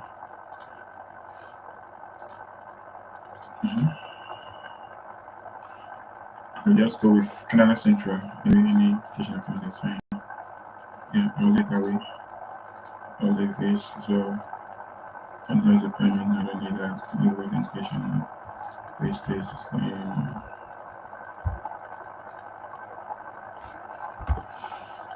Deactivate insights.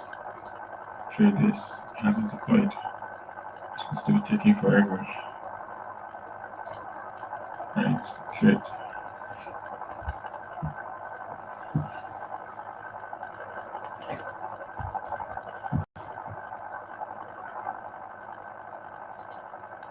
Good.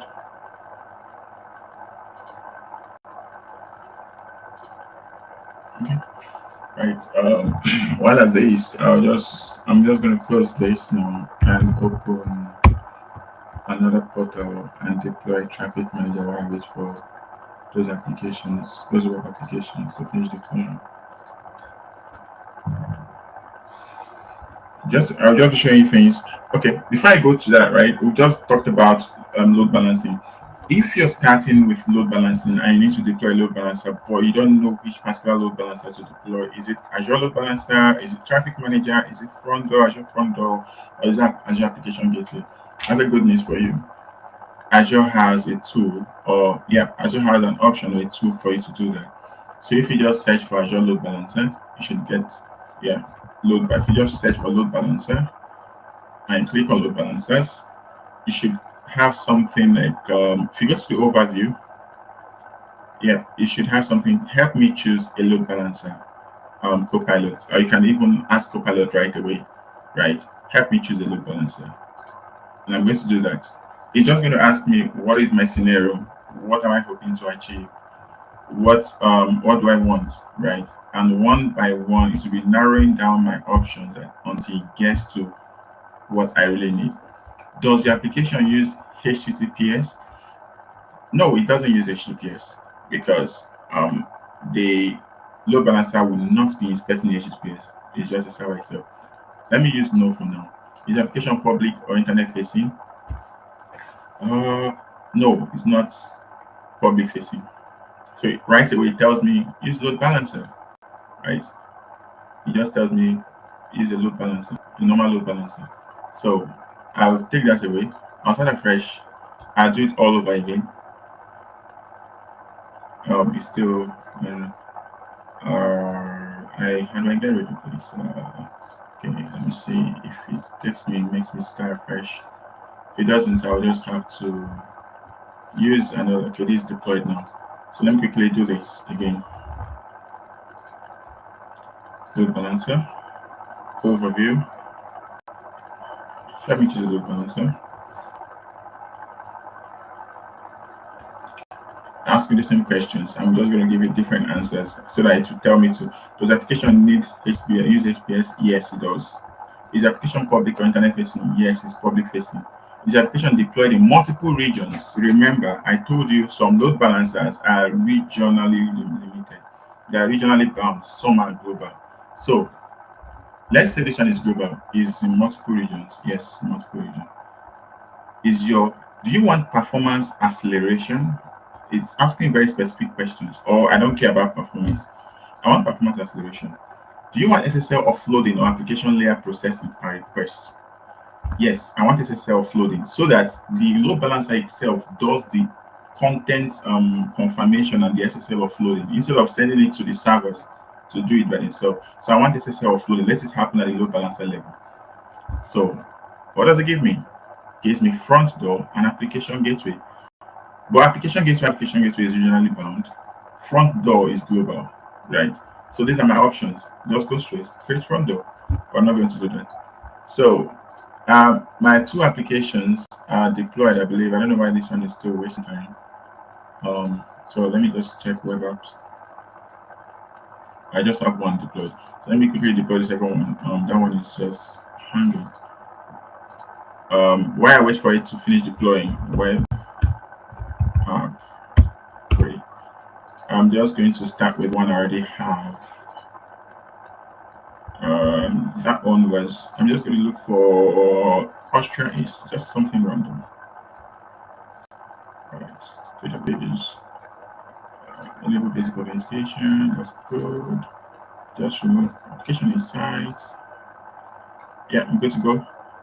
If the validation is fine, I should deploy. Right. I'll wait for that. While I wait for that to complete, I'm just going to go to application. Must include initial. Right. I can see an error already.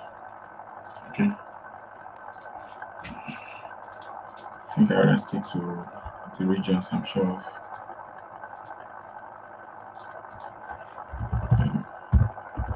For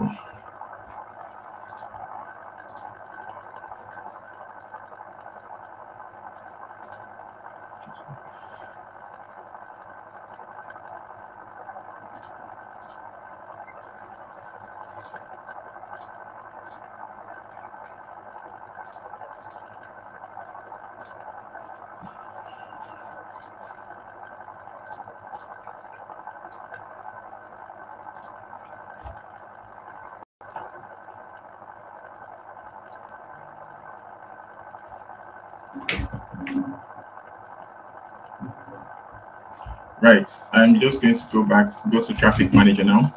So to deploy traffic manager, I just come to traffic manager profiles. You go to traffic manager profiles. When you come to traffic manager profiles, you come to create. Right. You come to create. And then you choose the resource group. I'm going to put it in the same resource group I've been using. Choose the resource group. You name it anything you want. Demo traffic manager. Yep. Now, remember I told you about routing method, but this is already chosen. It's not available. Call it 1, 2, 3, whatever. If 1, 2, 3 is chosen, then that's diabolical. Yeah, 1, 2, 3. 1, 2 is one. Right. Remember I told you, okay, Nigeria Azure user group. I don't think that should be chosen. Right. Remember I told you about routing method, that we have different types of routing method. Okay, there is the one I didn't add this to. I said there are a couple. But these are the major ones. We have performance routing, weighted routing, priority routing, geographic routing, right? Performance routing direct the users to the closest application or the closest domain or the closest server to them so that they will have a good user experience. Weighted routing, I have a priority server, or rather, kind of splits the redirection based on certain percentage. 70% to go to a particular server, 30% to a particular server, or 5% to a particular server, or distribute them equally 5% across number of servers or applications I have. Priority routing. Everything should go to my application in UK South, deployed in the UK South region, unless the application fails or is not available. Geographic routing. Because of compliance requirements and regulatory requirements, all users in the UK should not go beyond Europe, right? All of these are things to consider. So I'm going to use priority routing. I will explain this over and over again. I'm going to use priority routing. I'm just going to deploy it. I can't, at this stage, I can't do much in terms of configuration. The only thing I can do is the basics, the name, source group, location, name of the application, and then the routing method. Is when after deploying, I can do further configurations. Has this deployed or is still deploying? Let me see this one. See this. Everything is taking forever. Right. This is the traffic manager now. I'm now in the traffic manager. This is the DNS name of the traffic manager, but nothing has been configured. It's just there. So it doesn't have any endpoint configured to it. So the first thing you want to do is endpoints. You have to attach it to endpoints, right?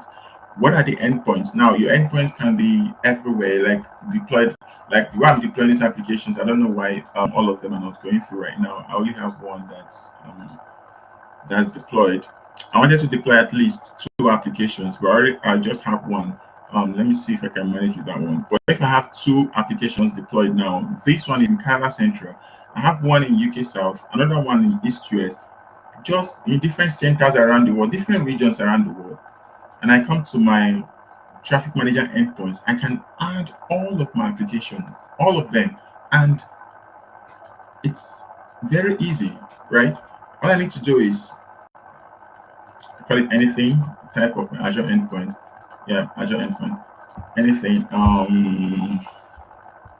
Right. I can't think of anything right now.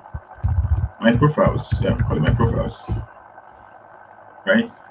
Enable endpoints. Yes. It's an app service. It can be cloud service. It can be app service load, public IP address. Right now, it's an app service I'm deploying. Choose app service. Right now, is only one that's available. I hope they are. Now, you see the priority thing I was telling you about. What this means is that priority one means this should get the most priority. If I put priority two, that means this traffic manager will look at priority one first. It's go and look for the endpoint that has priority one first, right? Before, until that one fails, it will not route traffic to this particular one, right? This is because this traffic manager was deployed based on the priority routing method. So I'm going to make, if I make this priority one, this endpoint will always, all users will be directed to this particular endpoint, to this application here. This application is here, right here. So this is this is a normal web application, an actual web application. So if I open here, I can browse it. It's an actual web application. It's working, it's running. The difference is it has not been configured, but it's working, right? So imagine I have five of my applications. All of them are the same thing, but they are only deployed. All the contents of the application, users will get the same experience, right? When I make releases to my applications, I spread them across board. So there's a unique experience. There's no unique experience, right? But different regions, right? So that users will have that performance benefit, good user experience in terms of they'll be served by the application that is closest to them, right? This one now is in Canada Central. I have another one in UK South, another one in East US, deployed in different centers around the world, right? And I come here and say, okay, fine. I want everything, every traffic to come to the one in Canada Central. Unless the one in Canada Central fails, then routes to the one in East US. Let's say this is my application, my e-commerce application is serving my clients and the North American region, right? This works well. Everything should come to Canada Central, and I'm only using East US as my failover application, right? Failover option. I save this right now. Let me see if it's still not working through. It's not coming through. Yeah, for some reason the other applications are still hanging, right? But I just wanted to get the concept. It's basically the same thing. I now have one application. This has priority one. I have two applications, priority two, priority three, priority four, right? Every user gets served by this application until this application fails, which is this particular application, which you can see is working. My app is running as far as we can see, is running. Until this app fails, something happens, or somebody mistakenly deletes this application, right? Then user should be routed to the priority two application. This is because we use the priority based routing. If I use the performance based routing, users that are close to Canada Central, people around the North American region might be served by this my application in Canada Central. Whereas people say, for example, in Nigeria, let's say I have an application deployed in UK South, UK West, or South Africa. People in Africa will probably, I don't know how close UK is to Africa, or to yeah. People in Africa or certain parts of Africa, UK might be closest to them. So if I use the performance based routing method, they will be served by my applications that are closest to them. It's as simple as that. Now, one more thing to do is this. We have just configured this endpoint, but it doesn't stop at it. Right now, it's not exactly working because you just put, okay, yeah, this is the priority. But this traffic manager needs to know what if this particular endpoint is unhealthy. What happens? Because right now, it doesn't know when it's healthy or when it's not healthy. Just like we did in normal load balancer, we have to come and configure it. What if this traffic manager is unhealthy? What's the traffic? This is HTTPS traffic. HTTPS is 0.448. So this is like the health probe. You remember the health probe we did in a normal Azure Load Balancer? This is like the health probe. It's called endpoint monitor settings. At each time, this traffic manager will be checking for the health of this my application. If I delete this my application now, it will become unhealthy. So it will not direct traffic to the second priority application. It's that simple. When I do this now, this is the only thing I have to change here. Right now, this is the only thing I have to change here. Is HTTPS traffic because it's HTTPS, always check port 443, right? And that's it. And we're basically done. We're basically done. Now, if this is the fun part, let once this thing says, I'll not show you. Now, this is what anytime users, let's say users, now this is my actual application endpoint. This is what everybody, whether it's in Brazil or everywhere, anywhere at all, this is what they will be hitting, for example, right? But behind the scene, now if they try to hit this, let's see what happens, right? What is happening? Can you do this? Do you see this? They are getting the same thing I'm getting here. It's the same thing, right? Because this is the only thing configured right now. So let's say this is example.com that I was telling you about. This is our portal. This is my live application, example.com. But behind the scenes, I have endpoints that are serving here in this example.com. So it doesn't matter if you're reaching it from Brazil, if you're reaching it from anywhere, I can have endpoints that are in Brazil. I'll just put Brazil here. I'll just put configure an application that's close to Brazil, that's close to East US and everything. But for the user, you're not getting any different experience. It's the same endpoint you're hitting. You're not even seeing what's happening behind the scene. You're still getting this application. Everything is the same for you. Do you understand it now? That is how Traffic Manager works, right? And if this particular, if I delete this application right now, if I delete this application, I'll be undoing everything I've done now because the other applications have not deployed. So I only have that application that is deployed, right? But imagine you have 50 applications. Now, when I say 50 applications, they are not different applications. They are the same applications spread across the globe. You are a global company. You're a global logistics company. You just want your users to have good experience, right? Good performance experience. Wherever they are, your portal should load very fast. Your web app, your mobile app should load very fast. Your web app should load very fast. This is the way to go. You use performance-based routing. You put it to Traffic Manager, right? And you put everything here. You put all of the endpoints here. But for the user, they are still going through this DNS name. They're still going to this particular endpoint, which is this one, right? So it's as simple as that. I hope I think at this point, that's the end of the session. We're about 3 minutes late. I hope all of this makes sense to you. Azure Load Balancer and Azure Traffic Manager. Do we have any question at this point? I'm going to stop sharing my screen. Do we have any question? Catherine, are you there?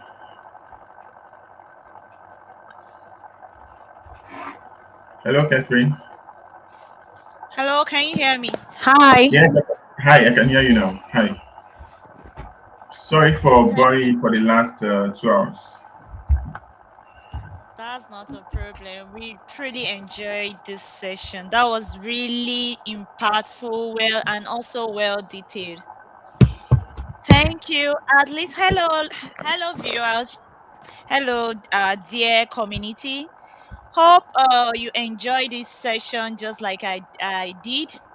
And on the session, we learned a lot. Like we learned types of load balancer, application load balancer, traffic load balancer, front end, and load balancer itself. And from this teaching, we're able to we should be able to choose which load balancer we should use. At least we focus more on two load balancer, which was load balancer and traffic manager. So I guess from this topic, from this today's learning, we have clarity on which to choose, and we are reminded that the traffic we are reminded that the traffic load balancer is basically for DNS routing. So, also we learn so much again about us kind of routing traffic. I remembered how he route traffic from VN1 to VN2, and I was how we can do like an external internal. Let me not bore you with a whole of lot of what we've learned, but it was really an eye opening. It was really impactful. Thank you so much. Precious. We would love to have you anytime you're available to contribute to the community. And guys, I hope we have increased our skills in terms of creating virtual machines, creating a backend server, creating a load balancer, and creating load balancer resources, and equally testing load balancer, equally testing load balancer. So we learned all this. Our skills are increased with just this today's training, and equally I think we equally learned about traffic manager, how to add traffic endpoint and all that. So it was really a great one. Thank you so much, Precious. We appreciate Thank you. your Much time with improved. us today. Yeah, thank you So very much. guys, do we have any questions so far? So, if there's no question, I'm here to just remind you guys once again that this is Catherine John, the Azure community lead, and kind of like reminding you guys to please subscribe to our huge YouTube channel, which is Azure Nigerian Community. Please invite your friends, invite your loved ones. Let's make the community big. And on LinkedIn, our name is Azure Nigerian Community. So please connect with us and equally bring your friends connect with us. On Meetup, we are Nigeria Microsoft Azure Meetup group. Please, very vital. We always kind of we have events line up weekly. So on Meetup, we're expecting you guys to kind of register for events we have, so you'll be able to like every week you'll be able to come here and um view our study series. So we're so glad today that we have an impactful event, an impactful training, an impactful lecture. Thank you so much once again, Precious. Thank you very much. It was my privilege. Thank you. All right, cheers. Bye. Thank you guys once again. Thank you all for joining. Keep learning, keep building, and keep growing with Azure. See you next week. Thank you. Bye.